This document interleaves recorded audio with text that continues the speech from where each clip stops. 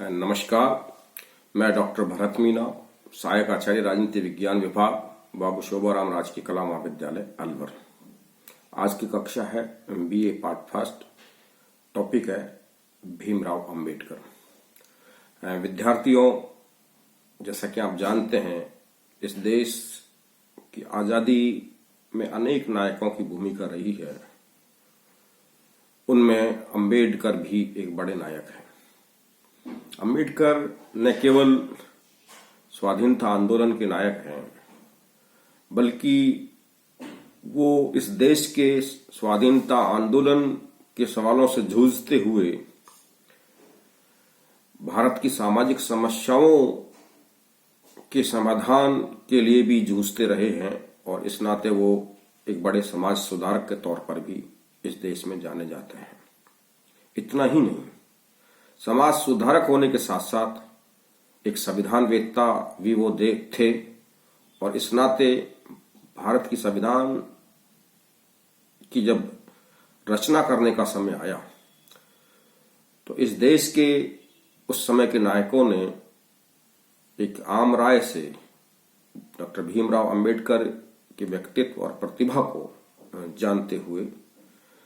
संविधान की प्रारूप समिति का अध्यक्ष भी उनको बनाया और इस नाते संविधान की प्रारूप समिति का अध्यक्ष की हैसियत से उन्होंने इस देश के संविधान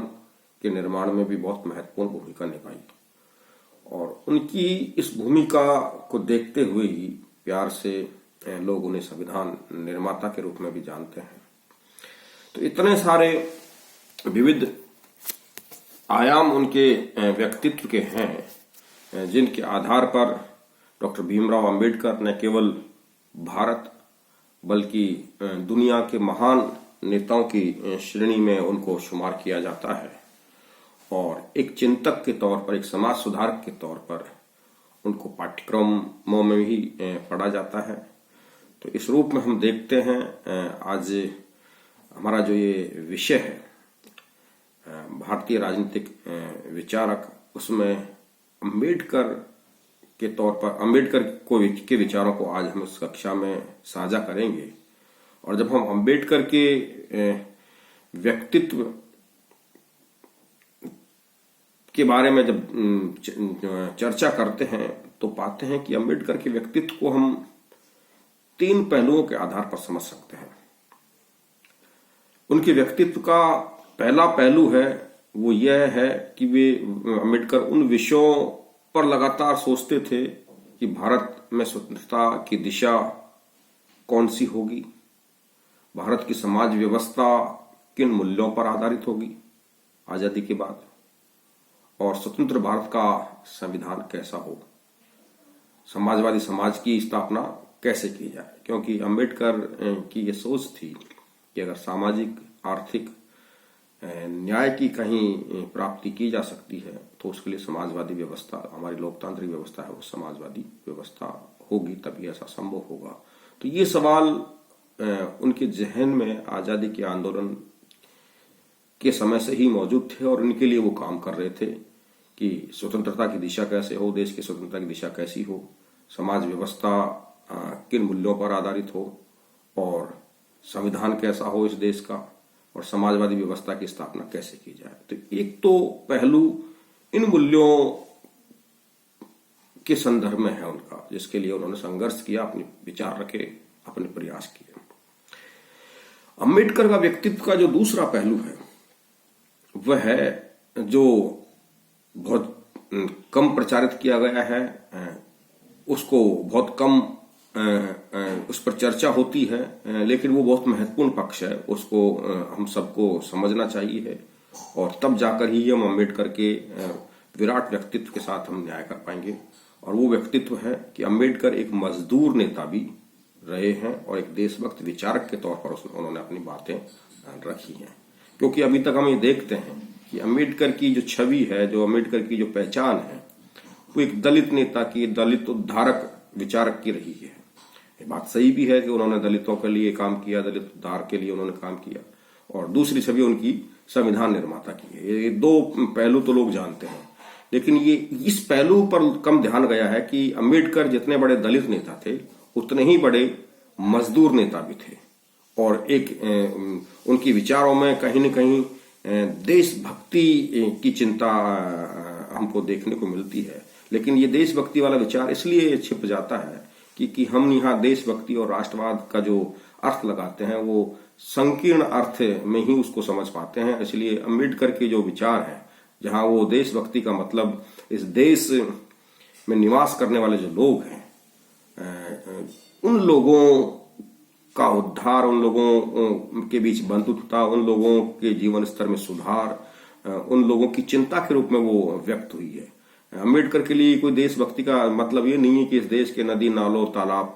पर्वत, पहाड़ ये कोई राष्ट्र है और इसी की पूजा करनी चाहिए, इसी की भक्ति करनी चाहिए, ये कोई देशभक्ति नहीं। अम्बेडकर के लिए ये है कि जो जीवंत प्राणी है इस देश के अंदर, चाहे वो किसी भी तबके का हो, किसी भी मजहब का हो, गरीब अमीर,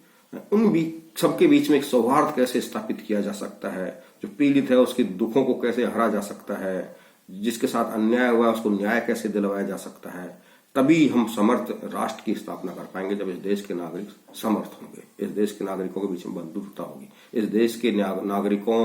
के लिए जो सामाजिक न्याय पर आधारित समाज की रचना होगी, तब हम समर्थ भारतीय राष्ट्र का निर्माण कर पाएंगे। तो ये एक उनके देशभक्ति का ये एक तरीका था। तो इस रूप में वो हमको एक देशभक्त चिंतक के रूप में भी नजर आते हैं। तो ये एक बहुत महत्वपूर्ण पक्ष है कि अम्बेडकर जो है जितने बड़े दलित नेता थे उतने ही बड़े मजदूर नेता थे और राष्ट्रभक्त विचारक थे, जिसके अंदर उन्होंने विचार व्यक्त किए कि स्वतंत्र भारत में मजदूरों के सवालों को कैसे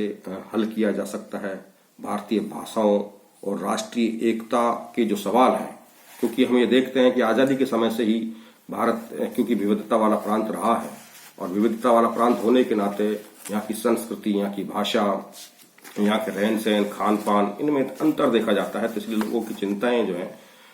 राष्ट्रीय न होकर अपनी प्रांतीय और क्षेत्रीय चिंताओं में भारत विभाजित रहा है। तो अम्बेडकर के लिए सवाल थे कि मजदूरों के सवालों को आजाद भारत में कैसे हल किया जाएगा और प्रांतीय और क्षेत्रीय समस्याएं हैं उनका समाधान कैसे किया जाएगा। इसके साथ साथ ही क्योंकि हमने दलित उद्धार की बात की, तो वो इस दिशा में भी ये सोच रहे थे कि इस देश की जो चतुर्वर्णीय व्यवस्था रही है, जिसमें सबसे निचला तबका जिसको शूद्र कहकर बहिष्कृत किया गया है, वो कौन थे और उनके साथ में अस्पृश्यता का मूल क्या है, उनके साथ छुआछूत क्यों की जाती है। इस एक बड़े मानव समूह को मानव ही नहीं माना गया, उसको बहिष्कृत कर दिया गया। इसके पीछे के क्या कारण है, इन कारणों को खोज कर उन्होंने अपना चिंतन आगे रखा और इस बात को सिद्धांत से प्रकट किया कि शूद्र इस देश के वास्तविक नागरिक हैं और जब तक उनको समर्थ नहीं बनाया जा सकता तब तक भारत समर्थ राष्ट्र नहीं बन सकता, भारत ताकतवर नहीं बन सकता। तो ये एक पहलू अम्बेडकर के व्यक्तित्व का है। तीसरा जो पहलू अम्बेडकर के व्यक्तित्व का है वो है कि उन्होंने 1956 में जब वो कानून मंत्री भी थे भारत सरकार के अंदर और भारत आजाद हो चुका था और 1952 के आम चुनाव भी हो चुके थे, संविधान भी बन चुका था और भारत की सरकार, आजाद भारत की सरकार काम कर रही थी। तो आजादी के बाद लगभग 8-9 वर्ष उनको देश की सरकार के तौर पर काम करने का अवसर मिला। संविधान की प्रारूप समिति के अध्यक्ष के रूप में संविधान निर्माण में उनको भूमिका अदा करने का अवसर मिला। उन तमाम अनुभवों के बाद वो इस निष्कर्ष पे पहुंचते हैं कि मौजूदा जो वर्ण व्यवस्था वाला जो समाज है उसमें दलितों का, शूद्रों का तथा जिनको शूद्र कहा जाता है उनके साथ न्याय संभव नहीं है। तो उन्होंने जो उनके व्यक्तित्व का जो तीसरा पक्ष उभर कर आता है वो ये आता है कि वो 1956 में अपने लाखों अनुयायियों के साथ बौद्ध धर्म में प्रवेश कर जाते हैं। वो हिंदू धर्म की जो चतुर्वर्णीय व्यवस्था है और ब्राह्मणवादी कर्म कांड जो है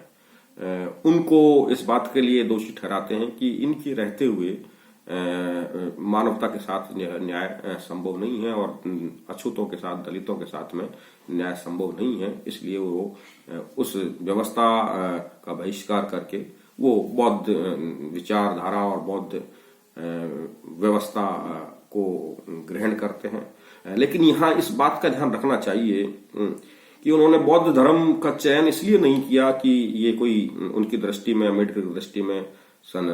कोई संस्थात्मक धर्म नहीं था। अम्बेडकर ये मानते थे कि बौद्ध धर्म में उन्होंने प्रवेश इसलिए किया है कि एक सामाजिक आंदोलन है ये, और सामाजिक आंदोलन किस प्रकार का है कि न्याय की बात करता है, बंधुत्वता की बात करता है, सौहार्द की बात करता है, ऊंच नीच के भेद का विरोध करता है। तो ये जो आंदोलन है हिंदू वर्ण व्यवस्था के दोषों को दूर करने के लिए ही सामने आया, और इसी आधार पर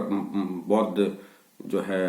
एक आंदोलन, जिसको हम धर्म भी कहते हैं, लेकिन वो बेसिकली एक आंदोलन है जो इस देश के स्थापित धर्मों की जो बुराइयां थी उन बुराइयों का निराकरण करने के रूप में सामने आया। और इसी से प्रेरित होकर जो है अम्बेडकर को लगता है कि अगर दलित बौद्ध बनते हैं तो वहां वो अपनी चेतना का विकास कर पाएंगे, अपनी मानसिकता में बदलाव कर पाएंगे, और उनके साथ में जो है उनके व्यक्तित्व के विकास का एक वातावरण निर्मित हो पाएगा। तो इसलिए वो लाखों अनुयायियों के साथ बौद्ध धर्म या बौद्ध आंदोलन का हिस्सा बन जाते हैं। तो ये अम्बेडकर के व्यक्तित्व का तीसरा पहलू है। तो ये तीन जो पहलू हैं उनको हम आपस में जोड़कर अगर अध्ययन करेंगे तो मैं समझता हूं कि अम्बेडकर के व्यक्तित्व को, उनकी विराटता को हम ठीक से समझ पाएंगे। अम्बेडकर, जैसा मैंने पहले भी कहा कि जितने बड़े दलित नेता थे उतने ही बड़े स्त्रियों के पक्षधर भी थे। स्त्री सुधार और स्त्री उद्धार के काम भी उतने ही उनके महत्वपूर्ण है जितने दलित उद्धार के उन्होंने काम किए। और स्त्री मुक्ति की जो चिंता है उस चिंता के साथ वो उतने ही जुड़े हुए हैं जितना स्त्री अपने आप को महसूस करती है। और धार्मिक सामाजिक जड़ता के विरुद्ध जो चेतना की झलक हमारे संविधान में स्पष्ट रूप से मिलती है, जिसको हम धर्मनिरपेक्षता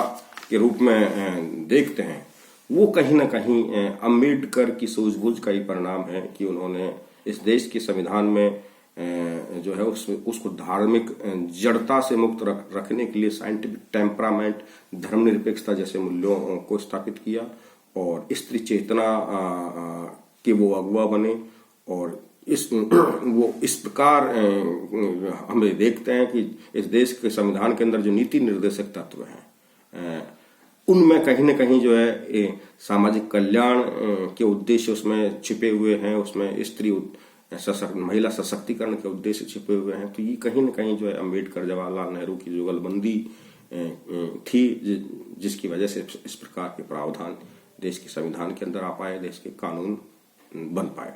तो ये एक अम्बेडकर को समझने का एक पहलू हो सकता है। हम देखते हैं कि 1924 से 1956 के बीच जो अम्बेडकर की गतिविधियां रही हैं, जो उनके आंदोलन रहे हैं, जो उनकी सक्रियता रही है,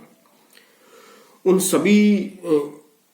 को जब हम देखते हैं तो ये राजनीतिक आंदोलनों का नेतृत्व इस दौर के अंदर जो अम्बेडकर ने किया, वे भले ही हमको दलित सुधार के, दलित चिंताओं से प्रेरित आंदोलन लगते हों, लेकिन बेसिकली देखा जाए तो इस दौर के अंदर उनके आंदोलनों के बहुत से आंदोलन ऐसे थे जो स्त्री शोषण के लिए को मुक्ति से, स्त्रियों को शोषण से मुक्ति दिलाने के लिए किए गए। उनका उद्देश्य जो है समर्थ राष्ट्र, मैंने पहले भी कहा, समर्थ राष्ट्र की स्थापना करना था। और समर्थ राष्ट्र कब बनेगा? जब इस देश की आधी आबादी, जिसको हम स्त्री बोलते हैं, वो समर्थ बनेगी। इस देश के दलित जो कम बहुसंख्यक हैं वो सशक्त बनेंगे, किसान सशक्त बनेंगे, मजदूर सशक्त बनेंगे, और सभी तबके, सभी वर्ग, अल्पसंख्यक, बहुसंख्यक, सभी जब समर्थ हो जाएंगे, ताकतवर हो जाएंगे, तभी तो ये देश ताकतवर बनेगा। कि इस देश के नागरिक तो लुंज पुंज कमजोर अवस्था में रहें, हमारी सेना बड़ी ताकतवर हो जाए, हमारी सरकारें बड़ी ताकतवर हो जाएं, राजनीतिक संस्थाएं बड़ी ताकतवर हो जाएं, शहरों का सौंदर्यीकरण बढ़ जाए, तो इससे देश समर्थ नहीं होता है, इससे देश ताकतवर नहीं होता है। देश समर्थ और ताकतवर तभी बनेगा जब इस देश के अंदर निवास करने वाले सभी लोग ताकतवर बनेंगे, समर्थ बनेंगे, रोटी कपड़ा और मकान की चिंताएं खत्म होंगी, शिक्षित होंगे, आर्थिक रूप से मजबूत होंगे, सामाजिक न्याय होगा, सौहार्द होगा, बंधुत्वता होगी, तब ये देश समर्थ बनेगा। तो ये एक अम्बेडकर का जो एक नजरिया है जो उनको एक देशभक्त विचार के तौर पर भी स्थापित करता है। तो ये इन पहलुओं को ध्यान में रखकर ही हमको अम्बेडकर को समझना चाहिए और तभी हम जो है अम्बेडकर के व्यक्तित्व को के साथ हम न्याय कर पाएंगे। क्योंकि अम्बेडकर की चिंता का विषय जो है कोई दलित नहीं है, कोई केवल स्त्री नहीं है, केवल मजदूर नहीं है, बल्कि इस देश का हर पीड़ित व्यक्ति, हर पीड़ित समाज उनकी चिंता का विषय है। वो मनुष्य के सुख दुख, उसकी पीड़ा, उसकी वेदना, उसके भविष्य की चिंता को देखकर ही अपने विचारों को व्यक्त करते हैं और उनके आंदोलनों का केंद्रीय विषय भी यही है कि मनुष्य की पीड़ाओं को कैसे हरा जाए, मनुष्य के सुख दुख को कैसे दूर किया जाए, मनुष्य की भविष्य की चिंता कैसे की जाए और भविष्य का भारत कैसा होगा, भविष्य का समाज कैसा होगा जिसमें हम सौहार्दपूर्ण तरीके से न्याय और बंधुत्वता की भावना के साथ रह सकते हैं। तो ये एक पूरा विमर्श है जिसके आधार पर हम अम्बेडकर को समझ सकते हैं। अब पाठ्यक्रम के दृष्टिकोण से हम अम्बेडकर ने कौन कौन से ऐसे विचार व्यक्त किए हैं, कौन कौन से ऐसे काम किए हैं, उनका अध्ययन हम एक एक बिंदुओं के आधार पर आगे की कक्षा में करेंगे। आज के लिए इतना ही, धन्यवाद।